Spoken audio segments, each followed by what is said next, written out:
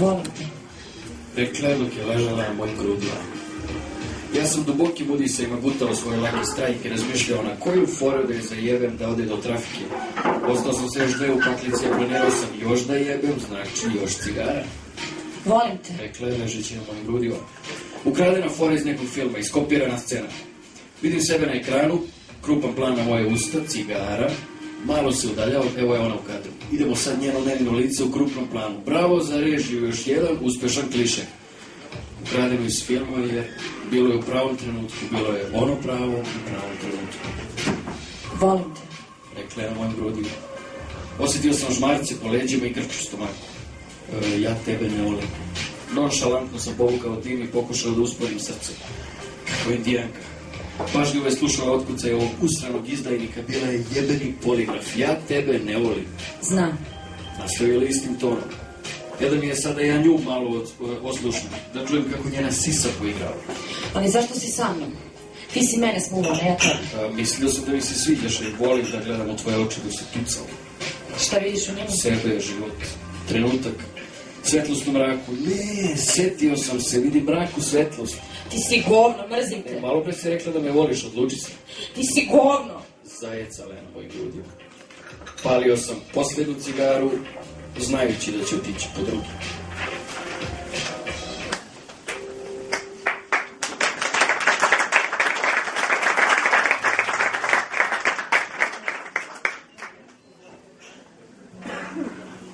Uključi maštu, klinac.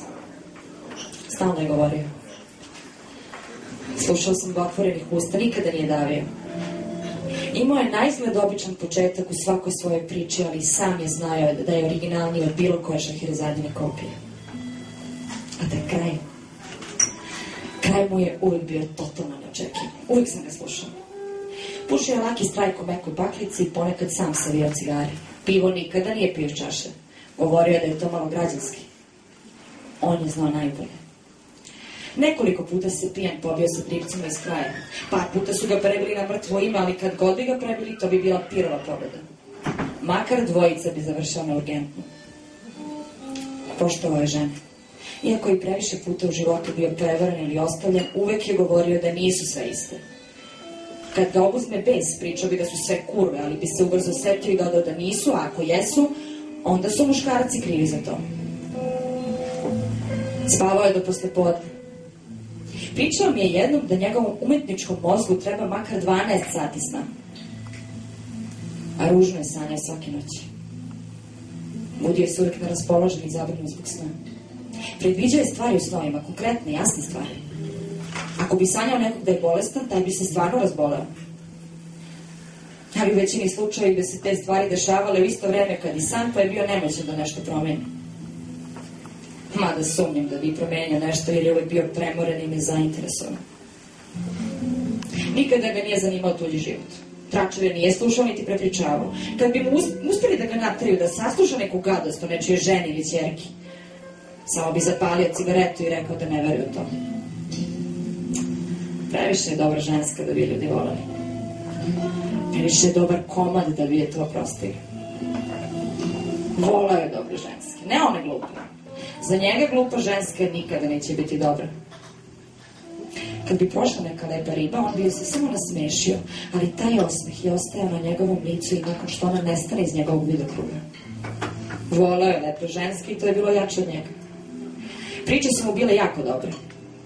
Pričao je meni i još jednom liku i nikome više. Govorio da su drugi glupi i da ga ne razumiju. Moram priznati da neke priče ni sam nisam shvatio. On je to znao. Govorio mi da to zbog konvencija. Društvo, klinac.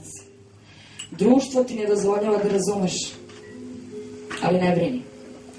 Biće ti jasno kad poludiš. Jednog letnjeg popodneva sam ga pitao zašto nije objavio svoje priče. Jesam, ali objavio sam par njih kad sam bio klinac kao ti sad. Mislio sam da će postati pisac, ali tada sam shvatio da su moje priče bile uništene objavljivanjem. Izgubile su dušu i suštinu. Bile su to mrljave rečenice u nekoj knjizi, nisu mi ništa značile. Nisam mogao da plačem nad njima. Nisam mogao da se napijem i oduševljavam svojim mislima.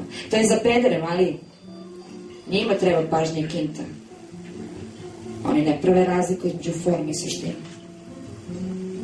Odjednom kao da se nečega prisjetio i zavrte glavom u nekakvoj golemoj neverici. Oči su mu bile pune suza. Stezalo ga je u grlu. Znao sam da mrzi vrućinu i da tada postaje razdražljiv, ali nikada ne bih pretpostavio da je mogao da zasuzi. A i to je ipak plakanje, što je moju začuđenost činilo još iskrenije. Popio je pivo i zapalio cigaretu.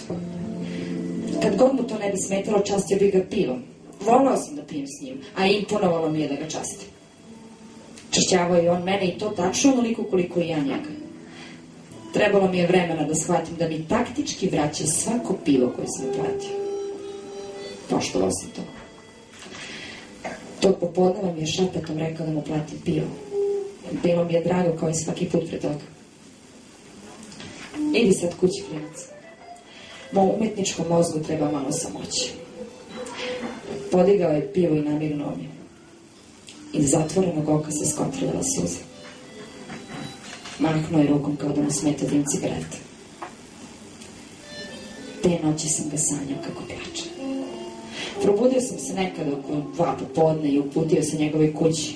Tamo je bilo previše ljudi za njegov ukus. Našli su ga otvorene glave. Zabijene u knjigu koju je objavio krivio klinac kao ja sad.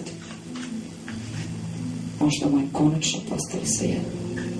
Možda su mu njegova forma i njegova suština podelile loše karte i ubedila ga da je to njegovo poslednje deljenje. Jer nema čime da se učipi za sljedeću igru.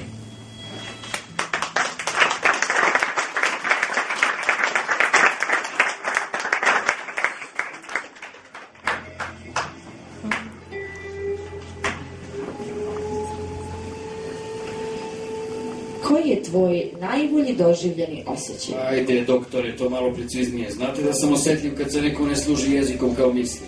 Ne mislim da mi opišeš osjećanje.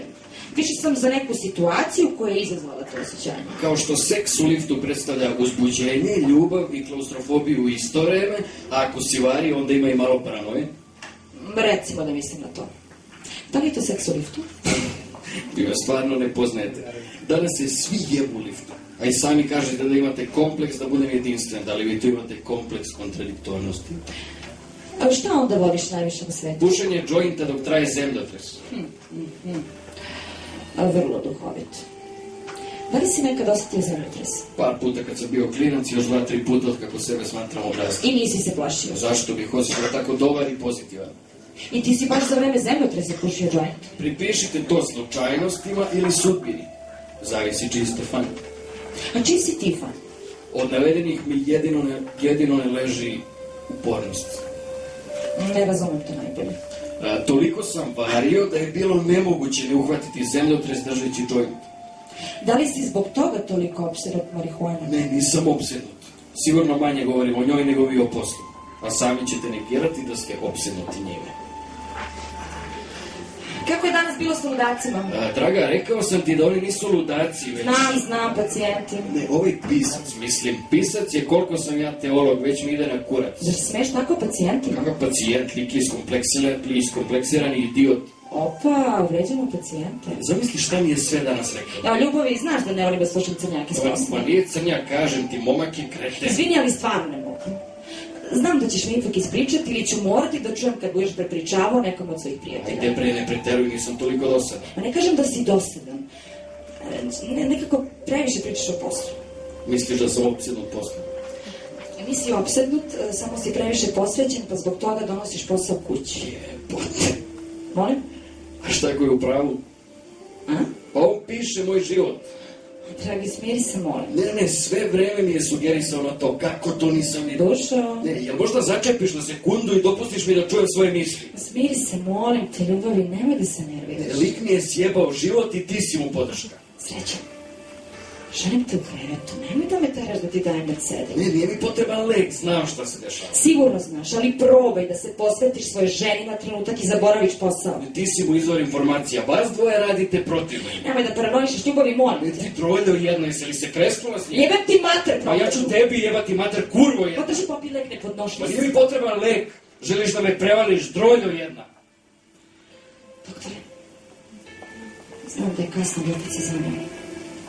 Hoću da me naziva pogrednim imenima, jer biste mogli da se vratite. Dobro, doći ću. Nadam se samo da ovo neće preći u naviku. Ko je to bio? Žena onog mog pacijenta, pričao sam ti. I sad ćeš da ideš tamo. Jebi ga, šta drugo da radim, lik je odlepio. Ajde, molim te, kao Boga, da popiješ lijek pre nego što kreneš. Bravo.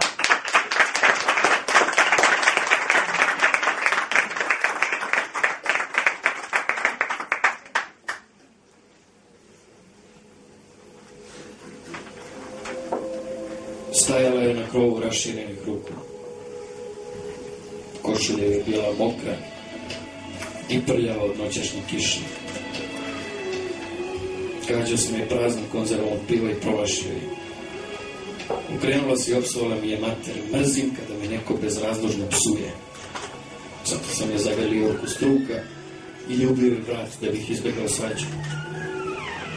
Odjednom me odgurnula od sebe i rekla... Kako bi se osjećao da skočim u dan? Odvratno, mislim da bih umrao istog trena. Znači, voliš me mnogo. Neko tebe mi je upaljač, a ja još uvijek nisam ovladao indijanskim veštinama. Kako ću da zapalim cigaretu? Trenutak koji je trebalo da prođe, dok sam ja muvao cigaru u smrdljiva usta i dok mi je ona sa odvratnom grimasom bacala upaljač, protekao je savršenom brzinom. Ili prebrzo, niti presporo. Uspeo sam da zaključim šta je sledeće, ali nisam uspeo ništa da učinim da to sprečim. Trenutak kada je padala, protekao je veoma brzo, ništa nisam vidio, osim njene košulje na asfaltu. Podigao sam upaljač, strčao 10 spratova i bio pored mokre, prljave i iscepane košulje na asfaltu. Policajac mi je uvio ruku i gurao ka kolima. Drugi mi je šamarom izbio cigaru i upaljač iz druge ruke. Kad sam se izvalio na zadnje sedište, dosadni uvijajući zvukovi su prestali. Košulja je nestala pod belim pokrivačem, a ja sam uporno pokušavao da se setim. Zašto je moja djevojka skočila sa solitera taman kad se podigao izlazak sunca? Zbog kog smo bili na krovu. Da li je stvarno skočila? Ne znam. Sjećam se samo mokre, prljave i pocijepane košulje na asfaltu. Biće me skočila. I zbog čega policajci kažu da sam je ja gurnuo. Možda zbog toga što sam ponavljao, ona nije skočila. Ona nije skočila. Ona nije skočila. Ona nije skočila. Ona nije skočila. Ona nije skočila.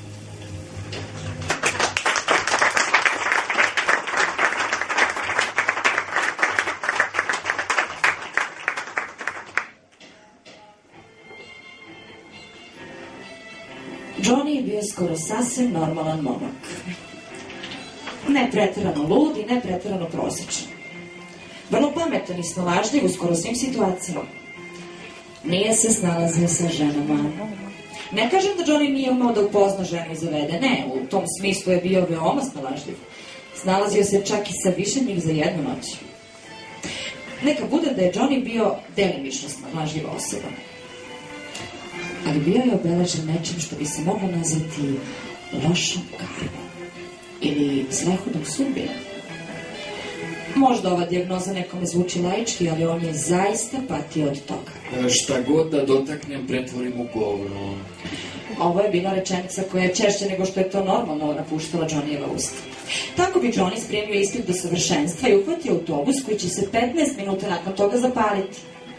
Težih posledica od propuštanja ispita nije bilo, ali kad bi ovo bio usamljen slučaj, možda i ne bi delovalo tako strašno. Naravno, za većinu svojih neuspeha i nazovimo ih malerima, Johnny je sam bio kriv. Nekad bi pijan poslao devojci poruku koja je bila namenjena njegovoj ljubavnici. Kada ljudi izmisle najsavršeniju stvar na svetu, pazi, govorim o najsavršenijoj stvari na svetu, toga još nema, čeka da bude izmišljeno. Kad izmisle tu stvar, ta stvar će imati sertifikat koji će glasiti ovo ni Johnny ne može da ukine. Rekao mi je jednom u poverenju dok sam preko puta njega u jeftinoj kafanji ubio veštački nabuđeni Johnny Walker koji je prodavan kao Jack Daniels. Onda su se neke stvari u Johnnyjevom životu promenile. On je to povezivao sa njom, sa njenim imenom, sa sudbinom, sa slučajnostima.